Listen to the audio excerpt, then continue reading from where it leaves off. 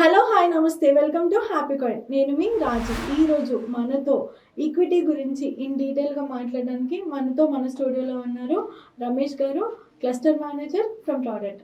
Thank you so much sir for accepting our request and coming to welcome అండి. Good to have you here అనమాట. Okay, thank you. So equity అని అన్నాను కాబట్టి first question ఏంటి అని అంటే, మా వ్యూఎస్కి ఉన్న డౌట్, నాకు ఉన్న డౌట్ స్పెషల్గా మీ టర్మినాలజీలో మీరు డెప్ట్ని ఇంకా ఈక్విటీని ఎలా డిఫైన్ చేస్తారు? చాలా గుడ్ క్వశ్చన్ అండి. చాలా మందికి కూడా వీటి గురించి వింటూ ఉంటారు, బట్ ఒక క్లారిటీ అనేది అంటే ఇన్ డెప్త్గా లేదు. గుడ్ క్వశ్చన్, నేను డీటెయిల్గా చెప్తానండి. ఈక్విటీ డెట్, ఇట్స్ రెండు ఒక ఇన్వెస్ట్మెంట్ మనం చేసే ముందర తెలుసుకోవాల్సిన విషయాలు. జనరల్గా మీరు బిజినెస్ చూస్తూ ఉంటారండి. బిజినెస్ చేసే వాళ్ళని మనం ఇంటి పక్కన ఎవరిని కూడా చూసినా కూడా ఏదైనా ఒక బిజినెస్ నడవాలి అంటే కనుక ఆ బిజినెస్కి మనీ అనేది ఇంపార్టెంట్, పెట్టుబడి. అయితే బిజినెస్ చేసే వాళ్ళందరి దగ్గర కంప్లీట్ పెట్టుబడి ఉండకపోవచ్చు. లెట్సే ఒక బిజినెస్ స్టార్ట్ చేయడానికి 1 crore rupees కావాలి అనుకోండి. ఎవరైతే బిజినెస్ స్టార్ట్ చేద్దాం అనుకుంటున్నారో is called as a promoter దగ్గర ఒక 50 lakhs ఉన్నాయి. రిమైనింగ్ 50 lakhsని ఆయన మనీ 2 waysగా తీసుకోవచ్చు అనమాట మార్కెట్లోంచి. 2 waysలో ఒకటి వచ్చేసి ఐదర్ లోన్ తీసుకోవచ్చు, loan in the sense bank దగ్గర తీసుకోవచ్చు, తెలిసిన వాళ్ళ దగ్గర తీసుకోవచ్చు. దీంట్లో ఏమవుతుంది అంటే కనుక లోన్ ఇచ్చే వాళ్ళకి ఓన్లీ పేమెంట్ చేసే రిస్క్ మాత్రమే ఉంటుంది, రిమైనింగ్ బిజినెస్ రిస్క్ అనేది ఉండదన్నమాట. ఇంకొక వే ఉంటుంది ఏంటి అంటే కనుక పార్ట్నర్షిప్ ఇవ్వడం. పార్ట్నర్షిప్, ఈ రెండిట్లో డిఫరెంట్ ఏంటి అంటే కనుక ఇప్పుడు ఎవరైతే ఈయన లోన్ తీసుకున్నారనుకోండి, లోన్ ఇచ్చిన వ్యక్తి 50 లక్షలు ఇచ్చారు అనుకోండి, ఈ 50 lakhsకి every year let's a example 10% return of interest ఇస్తా అన్నారు అనుకోండి, రేట్ ఆఫ్ ఇంట్రెస్ట్. ఈ 10% అంటే సంవత్సరానికి 50 లక్షల మీద 10% 5 lakhs అవుతుంది. ఒక 5 years ఎవ్రీ ఇయర్ 5 lakhs అలా ఈయనకి ఇచ్చేస్తారు. ఈ 5 years తర్వాత ఈ 1 crore పెట్టి స్టార్ట్ చేసిన వ్యక్తి బిజినెస్ లెట్సే 50 కోట్లు అయిపోయింది అనుకోండి. ఈ అప్పు ఇచ్చిన వ్యక్తికి, లోన్ ఇచ్చిన బ్యాంక్ కానీ వ్యక్తికి కానీ దెర్ ఇస్ నో రిలేషన్ అనమాట. వాళ్ళ ఇంట్రెస్ట్ వాళ్ళు తీసుకుంటారు, బిజినెస్తో సంబంధం లేదు. ఇంకొక పార్ట్ ఉంటుంది, ఇట్స్ ఏ పార్ట్నర్షిప్. ఇందులో ఏమవుతుంది అంటే కనుక ఇతనికి ఫిక్స్డ్గా ఇంట్రెస్ట్ అనేది ఏముండదు. 50 లక్షలు ఫస్ట్ ప్రమోటర్ పెడతాడు, రిమైనింగ్ 50 లక్షలు ఈయన పెడతాడు. ఈ 50 lakhsలో ఆఫ్టర్ 5 years చూసుకుంటే కనుక ఈ టోటల్ 1 crore అనేది 50 crores అయింది అనుకోండి, 25 crores ఈయనకు ఉంటుంది, 25 crores ఓనర్కి ఉంటుంది. అంటే ఇందులో ఫిక్స్డ్ ఉండదు కాబట్టి ఇట్స్ ఏ ఓనర్షిప్.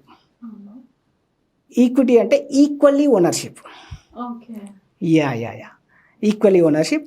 ఇందులో మనకు మన కళ్ళ ముందర కనిపించే మెనీ కంపెనీస్ పబ్లిక్లోంచి మనీని తీసుకోవడానికి ఈక్విటీస్లోకి ఎంటర్ అవుతారు. ఇండియాలో ఈక్విటీస్ వచ్చేసి called as Sensex and Nifty. ఈ రెండు ఇండియాలో 2 టాప్ ఇండెక్స్లు అంటారు.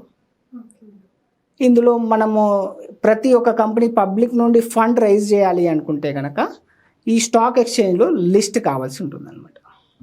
సో వాళ్ళకి అప్పుడు ఈక్విటీ రూపంలో మనీ అనేవి తీసుకుంటారు. ఎస్ అండి. Okay, so clear and cut అనమాట. సో ఇప్పుడు మీరు అంటే చూస్తే ఇప్పుడు లోన్ ఇవ్వడం కంటే మనం అందులో ఓనర్షిప్ తీసుకోవడం వల్ల వచ్చే సినారియో కానీ మనకి రిటర్న్స్ కానీ చాలా ఎక్కువ ఉన్నాయి. సో ఇన్ డెప్త్గా ఒక ఎగ్జాంపుల్ తీసుకొని ఈక్విటీలో మనం ఇన్వెస్ట్ చేయడం వల్ల ఆర్ సంథింగ్ చేయడం వల్ల మనకి ఉన్న అడ్వాంటేజెస్ ఏంటి? ఈక్విటీలో ఉన్న అడ్వాంటేజెస్ వచ్చేసి ప్రాఫిట్ వచ్చినప్పుడు ఈక్వల్లీ ప్రాఫిట్ వస్తుంది. మనము మన నిత్య జీవితంలో చూస్తుంటే మార్నింగ్ ఉదయాన్నే లేవగానే బ్రష్ చేస్తాము, లైక్ కోల్గేట్ పేస్ట్, అండ్ మనం ఆఫీస్కి వెళ్ళడానికి బైక్, హీరో హోండా, లైక్ అలా మనం నిద్ర లేచినప్పటి నుండి పడుకునేంత వరకు మన నిత్య జీవితంలో మనం వాడే ప్రతి ఒక్క వస్తువు దాన్ని మ్యానుఫ్యాక్చరింగ్ చేసే కంపెనీలు ఈక్విటీలో ఉన్నాయి. అందులో మనం కనుక ఇన్వెస్ట్ చేస్తే మనం ఆల్సో ఓనర్షిప్ అవుతాము. దీంట్లో ఎగ్జాంపుల్ చూస్తే కనుక మీకు విప్రో ఐడియా ఉందండి? యా, ఎవరికి తెలియదు. సాఫ్ట్వేర్లో ఉంది, మెనీ ప్రోడక్ట్స్ మ్యానుఫ్యాక్చరింగ్ కూడా చేస్తూ ఉంటారు. వీళ్ళు 1981లో వాళ్ళ కంపెనీ స్టార్ట్ చేశారు. ఆ టైంలో కనుక ఒక 10,000 రూపీస్ వీళ్ళ కంపెనీలో ఇన్వెస్ట్ చేసిన వాళ్ళకి టుడే వాళ్ళ వర్త్ వచ్చేసి మోర్ దెన్ 800 crores అండి. 10,000 rupees equivalence to 800 crores.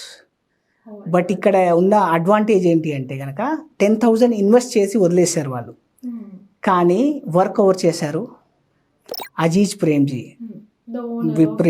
Wipro owner Aziz Premji. ఆయన కష్టపడ్డాడు, ఆయన ఐడియాలజీ, ఆయన క్రియేటివిటీ, ఆయన నాలెడ్జ్ తోటి కంపెనీ అనేది గ్రో అయింది. బట్ మనం అందులో షేర్ హోల్డర్ కాబట్టి మనకి కూడా same kind of return, Wipro ఓనర్కి 30% CAGR రిటర్న్ వస్తే మనకి కూడా అంతే రిటర్న్ అనేది వస్తుంది అనమాట. ఎస్ అండి. నేను అప్పుడు పుట్టలేదు కానీ లేకుంటే ఇన్వెస్ట్ చేస్తాను. ఎస్. సో ఇప్పుడు అంటే ఇప్పుడు మీరు చెప్పినట్టు ఎక్కడైతే అడ్వాంటేజెస్ ఉంటాయో రిస్క్ అనేది 110% ఉంటుంది. కరెక్ట్. సో దీంట్లో మనకుండే రిస్క్ సినారియో ఏంటి? రిస్క్ అంటే ఏంటి చెప్తాను. మనకు ఇండియన్ స్టాక్ మార్కెట్ గురించి విన్నారండి? డైలీ న్యూస్లో చూస్తుంటారు. లాస్ట్లో సెన్సెక్స్ ఈరోజు ఇంత పడింది, ఇంత పెరిగింది అంటారు.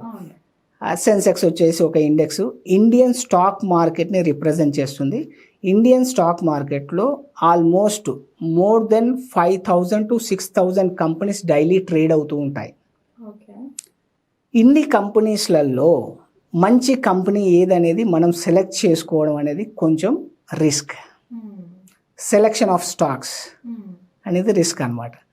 అండ్ ఏ కంపెనీ ఎలా వర్క్ చేస్తుంది, ఒక బిజినెస్లో మనం ఇన్వెస్ట్ చేయాలి అంటే ఆ బిజినెస్ గురించి కంప్లీట్ అవగాహన మనకు ఉండాలి. ఆ కంపెనీ యొక్క ప్రాఫిట్స్ ఎలా వస్తాయి, వాళ్ళకున్న అసెట్స్ ఏంటి, లైబిలిటీస్ ఏంటి, ఫ్యూచర్ ప్రాజెక్ట్స్ ఏంటి, ఇవన్నీ కూడా మనం యాజ్ ఏ ఇండివిజువల్గా తెలుసుకోవాలంటే కొంచెం కష్టం. ఇవి రిస్క్ అనమాట. ఈ రిస్క్ నుండి బయటికి రావడం కోసం ఏంటి అంటే కనుక చాలా వేస్ ఉన్నాయి. ప్రొఫెషనల్ అడ్వైస్ తీసుకోవడం, లేదంటే mutual funds is the best way. Mutual ఫండ్లో మనకు ఈ రిస్క్ని డైవర్సిఫై చేయడానికి అండ్ రిస్క్ మినిమైజ్ చేయడానికి ఫండ్ మేనేజర్లు ఉంటారు. They will take care of all these అనమాట. Fundamental analysis, technical analysis. మనకు ఆ రిస్క్ ఉండదు. మనం రీసెర్చ్ చేసే ఆప్షన్ అంతా వాళ్ళకి ఇచ్చేసి మన మనీ పెట్టేస్తే మనకి చెక్ అండ్ వీ కెన్ దాన్ని ఏమంటే డైలీ వైస్ గా చెక్ చేసుకోవచ్చు అని. కరెక్ట్. ఓకే. అంటే నాకు అది ఇట్స్ నెవర్ ఎండింగ్ టాపిక్ అని. Thank you so much sir for all the knowledge అన్నమాట. వెల్కమ్ అండి. That's for you guys. మీకు ఈ వీడియో కనుక నచ్చినట్టయితే do like, share, comment and don't forget to subscribe to our channel. See you in the next video. Thank you so much.